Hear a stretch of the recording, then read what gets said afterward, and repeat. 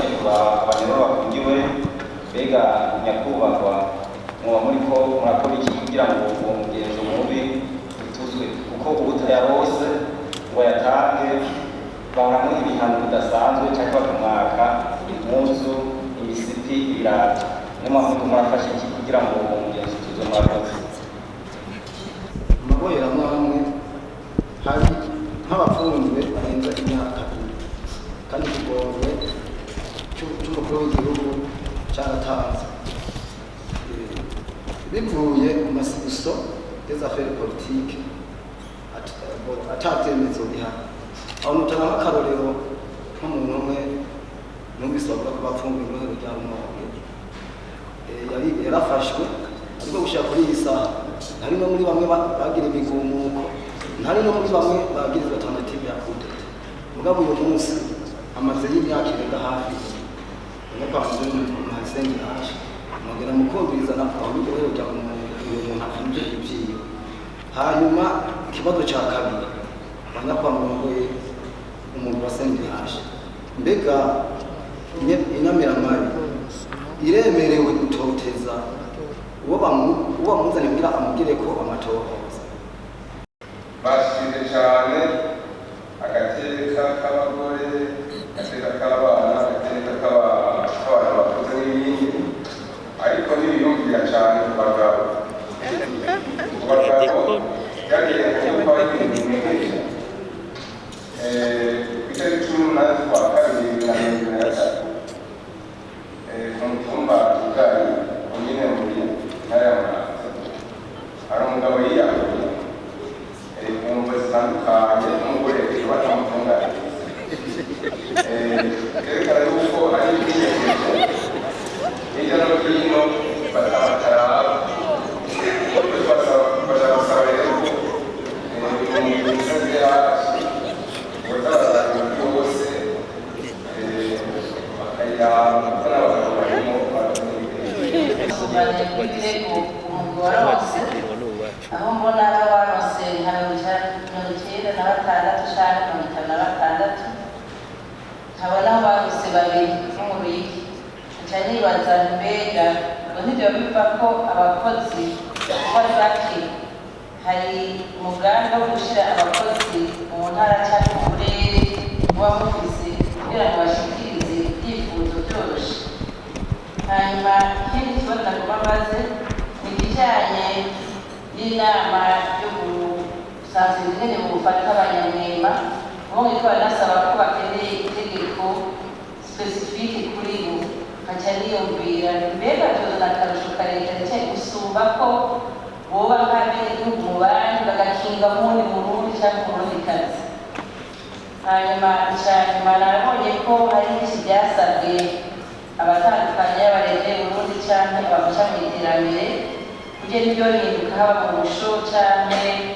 mu bindi byofasha by'akazina mu gatera imbere mbega sende ntacyo yofasha mushyigikire kugira ngo bimwe bitore umuti haba mu kubaka ko nawe batanze impapuro batanze ibintu muri sanje seruka nkiyumvira ati nta kindi kintu kiboneka mu kubaka kugira ngo bifashe haba abafunzwe cyangwa guteza imbere by'akazina muri rusange mbanze ndabashimire kuri ibi bibazo ku ntererano mwaduhaye ku mpanuro mwagiye muraduha kuko ziradufasha kwitegura neza kugira ngo ko tugaruka tuze dufise umuco ukwiye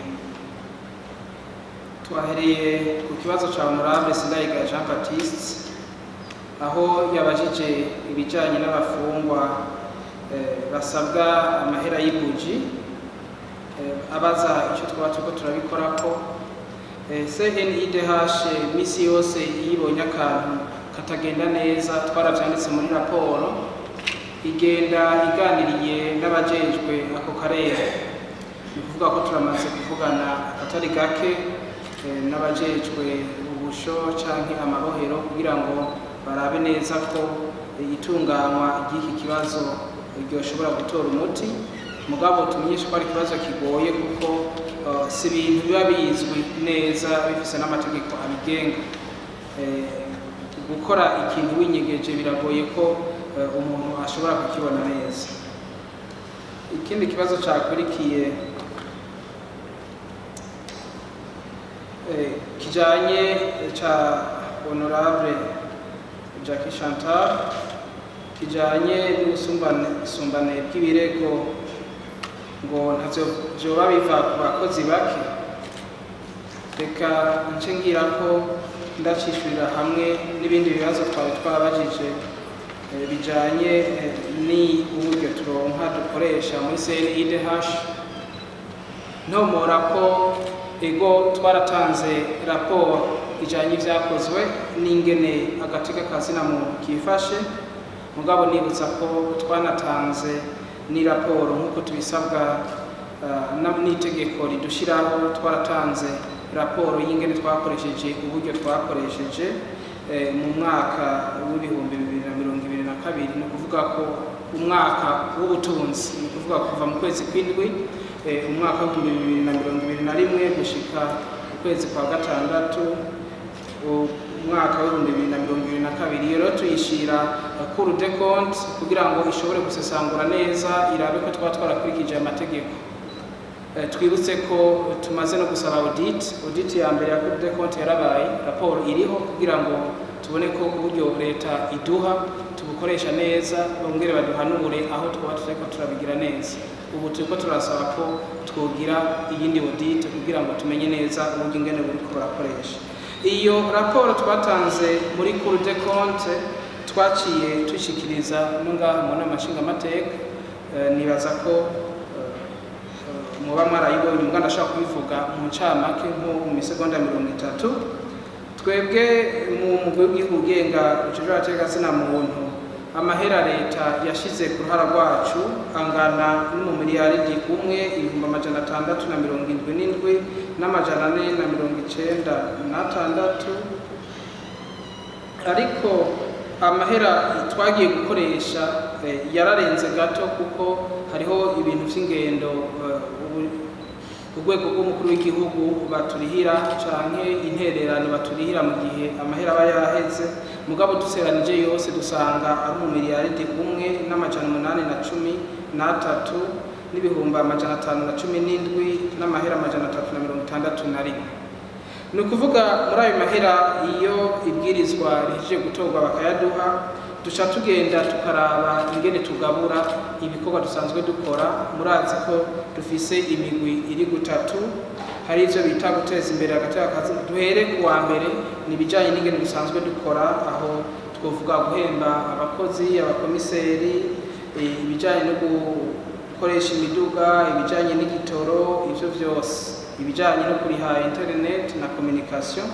Ivyo rero ubiteranije ku bakozi bose no ku bikoresho dufise, vyose hamwe bigwa ku miliyaridi 1,461 n'ibihumbi 857 hamwe n'amahera 172.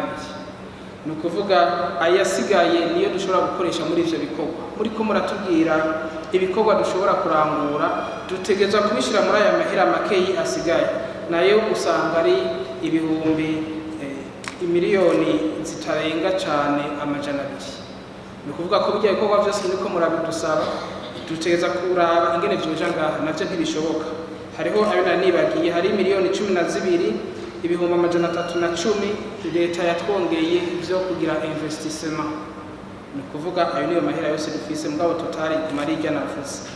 Mu vyo duca tukora, duca dufata ayo mahera make dusigaranye tukagerageza kuyagaburira imigwi 3 mikuru y'ivyo dukora. Ni ukuvuga duca duhera muri protection des droits de l'homme, imwe vyo gukingira agateka kazina muntu. Muri uyu mwaka twaciye tubaha imiliyoni 74 ibihumbi 43 hamwe n'amahera 439. Ayo niyo yagiye muri protection.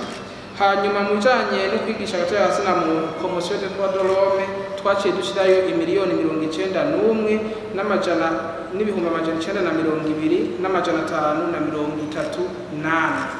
Ayasigaye twayashize mu byo guhanura inzego no kwigisha inzego kugira ngo ibintu bigende neza ni imiliyoni 40,811 n'ibihumbi 492. Uteranije vyose bica bigwa kuri ajya mahera leta yaduhaye. Uca wumva yuko ufise ibikorwa nk'ibi ntibikunda ko uja kwigisha abantu kujya tuko turabisaba, usanga uri kuragira materiye nk'abiri gusa, usanga kuja kuraba abantu mu busho ugenda yo gake cyane kuko amahera aba yamaze guhera.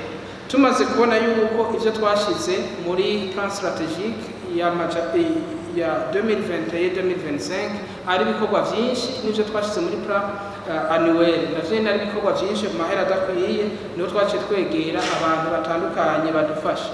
Niho rero mubona ko hariho amahera makeyi twashoboye kuronka muri PNID, muri Union Européenne, muri HCR, muri Swiss, tugakwira dushobore gushira mu ngiro bijya bintu vy'ibikorwa mubona turiko turakora. Nico gituma rero nca ndabagarukana ko ikibazo banyako abashinga amateka muravye aya mahera n'ibikorwa dusabwa gukora, tubona ko nk'uko twabisabye mu bushikiranganje bujejwe ivy'ubutunzi, aya mahera yarakwiye kugwizwa nka gatatu. Uravye komisiyo ingene ingana mugabe igakoresha umumiliyaridi 1,100,000, ucibona ko hariho ayandi makomisiyo akoresha yo mu mezi 3. Twe twagerageza gukoresha aho dufise kugira ngo dushobore kubandanya ibikorwa. Mugabo turasavye n'igisabo muzodufashe kugira ngo dushobore kuronka amahera akwiye. Muri raporo twatanze kugira ngo bishobore kuboneka, twatanze igitabo cyose kugira ngo umuntu ashobore kubona amahera twagiye turakoresha ku munsi ku munsi. Ni ukuvuga ko muri raporo twatanze mu biro by'inama nshingamateka itariki ariyo yose haraboneka ikintu cyoba cyarakozwe. Ni ukuvuga ko bica vyoroha kugira ngo mubone ivyo turiko turasaba vy'ukuri ko ari ivyo. Naye handi hoho umuntu avuze ngo dufise bije ingana gutyo ucumengo turagira. Mugabo umaze kubona ko bije ibice 84 vyose vyamaze kugenda mu madepense incompressible, ni kuvuga ko ibisigaye bica bigorana kugira turangure ibikorwa. Honorable Nshimirimana Jean yavuze ati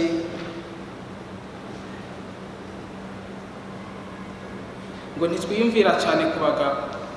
Raporo uyisomye ukaraba abantu twasanze bafunzwe, ukaraba abo twasabiye kurekugwa, ukaraba amanama twagiye turagira, abagabo barimo kuko nabo muri twadorome barimo.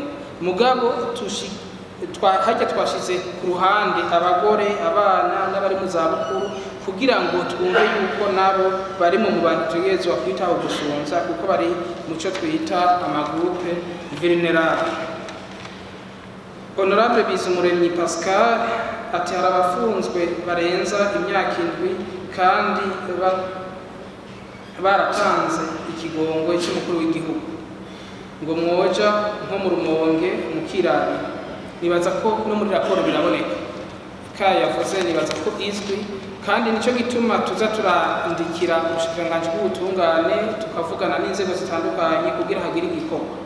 Ibibazo turabona ko biriho, mugabo tuteza kuvyicarira kugira ngo dutore umuti. Ngo mbega inyamiramabi ziremerewe gutoteza uwo ziko ziragira ko amatohoza. Ekada muri raporo twavuze ko ahantu hose twabonye acte de torture canke traitement inhumain ko hose twaciye dusaba ko ubutungane bugira akazi kabo, hanyuma amadosiye arugurwa. Muravye muri raporo murashobora kubona n'amanimero. Nta muntu n'umwe ashobora guhohotera umuntu kuko babazi uburyo bacamo kugira ngo bashobore kubasigurira kubabaza ibibazo bakeneye kubabaza baronka inyishu. Ikiganiro twagiraniye n'umushikiranganje si kimwe si bibiri n'ibiganiro vyinshi. Igihe cyose tuvuganye ubwa mbere urashobora gusanga ka ugiye kumubwira atayazi, mugabo iyindi nyishu arakubwira ko agiye gutohoza kandi kubikorwa bimwe bigiye gukorwa. Nababwira ko hariho n'ivyo nshobora gushingira intahe ko tuhejeje kuganira ibintu vyace bija mu ngiro. Igihe tuheruka kuvugana hari urubanza rutari bwatangure rw'umuntu yari mu Ruyigi kandi indwi ikurikira yaciye amanukanwa kugira ashobore kuburanwa. Ni kimwe cyerekana yuko iyo twakoranye hama tukavugana ibitegeza guhinduka ko ibisaba uburyo bwinshi birashobora gufata umwanya mugabo ibindi navyo biraja mu ngiro. Uburenganzira bw'impunzi hariho uwabajije iki kibazo ni Honorable Leopold ati kubera iki ataco twabibonyemo muri raporo. Twibutse ko ibwirizwa nimero 1/4 ryo kuwa 5/0/2011 rivuga neza aho CNIDH ikorera ku gataka k'u Burundi, ni ukuvuga ko competence territoriale ni ngaha mu Burundi, ariko twebwe tubandanya dukora cyane cyane baba kubatesheje izabo cyangwa kuba bahungutse kugira ngo tumenye neza ko bariko bafatwa neza, kuko murazi ko hariho amamisyon y'abantu bagenda kuza barasigurira abakiri mu buhungiro kugira bamenye neza ko Burundi bumeze neza bashobora gutaha. Hariho n'ayandi mamisyon akorwa n'abari mu buhungiro baza mu Burundi kugira ngo babone ingene abandi babayeho bamaze gutaha, gutyo bibafashe ko batahura neza ko bashobora gutahuka. Muribuka ko ejo bundi abari mu nzego zitandukanye mu ntara za Rumonge, Kirundo n'abandi barashoboye kuja nko mu Rwanda kugira ngo bashobore kuganira n'impunzi babasigurire neza akamaro n'ico tuma bahunguka. Ivyo ni bimwe natwe iyo hagize interano badusavye turashobora kuyitanga. Honorable Manirambona Terence ati ingingo zikunzwe gufatwa zo gutezurira abanyororo ngo vyoba biva kuki ko izo ngingo zitaja mu ngiro. Dukosore gatoyi, ingingo ziraja mu ngiro ahubwo ntizijako zose. Ni ukuvuga ko tubandanya dukorana n'inzego twongera tubibutsa, kuko turazi ko imbere y'umwaka wese hari abantu benshi barekuwe kubera ingingo nk'izi ziba zafashwe. Nayo handi ho twaba tubeshe tuvuze ko atanimwe ija mu ngiro, mugabo kubera ibitigiri bikibandanya ari byinshi nico gituma ubona tubandanya tuza turasaba ko ingingo zifatwa zoba nyinshi kandi no gushirwa mu ngiro zigashirwa mu ngiro cyane kugira ngo abantu batezure, kuko murazi ko ari ngorane ku butunzi bw'igihugu kugira abantu bangana kuri aho bafunzwe. Yari yanabajije Honorable Terence yuko tuterekana raporo y'ingene twakoresheje ubutunzi, nibaza ko mesheje kubivuga, naye haniho akeneye amadetayi neza arashobora kuja mu biro vy'inama nshingamateka kugira ngo bamwereke raporo yose. Nta kintu na kimwe twakoresheje kitanditswe muri iyo raporo. Hanyuma bijanye n'iki kibazo cy'uko CNIDH yoshika mu maprovinsi, tumaze imyaka n'iyindi tuguma tubivuga ko umugwi w'igenga ujejwe abategetsi muntu wategeza gushika hose tukagira abaduserukira, gutyo ubu twituye wese akagira ibirometero bike kugira dushikire, ariko ivyo byose bisaba uburyo. Muburavye bijya biharuro nabahaye murabona ko ntibishoboka ko tubandanye, ariko turasubiye gusaba barabe bafume bagwiza na gatatu. Turazi yuko twoca turonka abakozi bashobora kudufasha gukurikirana ivy'agateka kazina muntu, kandi twibutse ko ivy'agateka kazina muntu bibaye vyiza ni ingaruka nziza ku gihugu, twese duca twumva ko tunezerewe, kandi n'ungaha ndazi ko ibibazo mwebwe muserukira bene igihugu baza barabashikiriza bica bigabanuka. Umuntu afiriye mu nzego z'umuntu ajejwe umutekano cyangwa inzego za leta, tumenyeshe kandi twama twabivuze ko atanumwe ari hejuru y'amategeko. Imisi yose amategeko ategeza kuba utaravye wakoze icaha. Nibaza ko muzi ko hari abantu benshi bafunzwe cyangwa imanza zabo ziriko zirabandanya kugira ngo bashobore gukurikiranwa ku vyaha baba bakoze. Hagize aho ubona umuntu yakoze icaha hanyuma ntahanwe, urasabwe ko utumenyesha cyangwa ukamenyesha inzego zitandukanye kugira ngo bashobore kubikurikirana. Ariko icambere ni kwama umuntu abonye ko hari ikintu kitakozwe neza yitura inzego zibijejwe kugira ngo bashobore gutunganiriza uwo muntu. Honorable Inamuco Aline ibibazo bibiri yavuze cyane cyane gusaba ko amaprizo boyasanura kugira ngo abantu boroherwe. Iki natwe turakibona mugabo reka tubanze gushima ibiriko birakorwa kuri prizo y'Igitega. Murazi kuva habaye irya sanganya ko hari hasanzwe hariho umugambi kuko bashobora gusanura inyubako zaryo, ubu zikaba ziriko birakorwa. Twizere ko n'ahandi bizoza birakorwa, na cyane hakaboneka n'ikibanza cyo kwinonora imitsi.